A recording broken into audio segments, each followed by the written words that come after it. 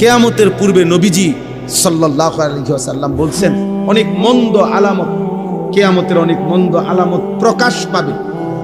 যেমন মদ পান বেড়ে যাবে, হত্যা খুন বেড়ে যাবে,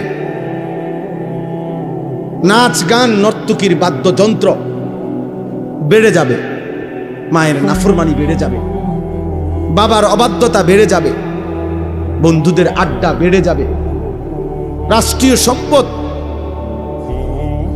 নিজের ব্যক্তিগত সম্পদ হিসাবে বক্ষণ করে ফেলবে, যাকাতকে জরিমানা মনে করবে, আমানতকে নিজের মনে করে খাইয়া ফেলবে। এরকম অনেক আলামত আছে।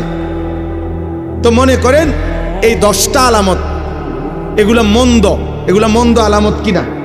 কথা বলে না। আল্লাহর নবী সাল্লাল্লাহু আলাইহি ওয়াসাল্লাম এগুলা বলছেন, এগুলা প্রকাশ পাবেই পাবে কিয়ামতের পূর্বে। এখন এগুলা আছে কিনা বলেন তো? এখন আমার ওই হুজুর আম করে বলছিলেন যে বাবা দিবানিশি দোয়া কইরো আল্লাহ যেন কিয়ামতের এই মন্দ আলামত তোমারে দিয়া যেন প্রকাশ না করে। আমার স্পষ্ট মনে আছে হুজুর এটা বল।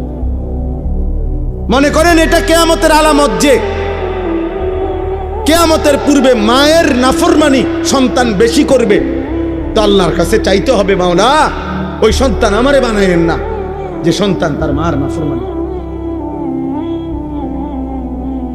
কিয়ামতের পূর্বে মদ নেশা জুয়া বেড়ে যাবে। হুজুর বলতেন দোয়া করবা আল্লাহ আমারে সেই যুবক বানায়েন না যে মদ পান করবে, নেশা করবে, জুয়া খেলবে।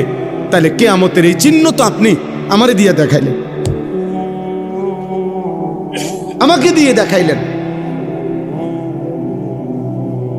এই জন্য দোস্ত তোমরাও এটা ভাইবো, তোমাদের যাদের দ্বারা অশ্লীলতা, বেহায়াপনা, অসভ্যতা, নোংরামি, হারাম, জিনা, ব্যভিচার, মদ, জুয়া, নারী অস্থিরতা ছড়িয়ে পড়ছে এই মুমিনের সমাজে, মুসলমানের সমাজে, হায় বদনসিব তোরে দিয়ে আল্লাহ কিয়ামতের চিহ্ন দেখাচ্ছে।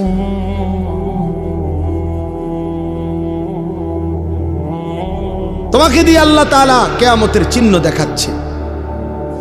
বেঈমানের অনুসরণ বেড়ে যাবে। আজকে তোমাদের যাদের চুল কাফের মুশরিক বেঈমানদের মতো এই বিশ্রী বিকট, হায় দুর্ভাগা, তোমারে দিয়েই তো আল্লাহ কিয়ামতের চিহ্ন দেখাইতেছে। তোমাদের যাদের মা তোমাদেরকে ভয় পায়, বাবা ভয় পায়,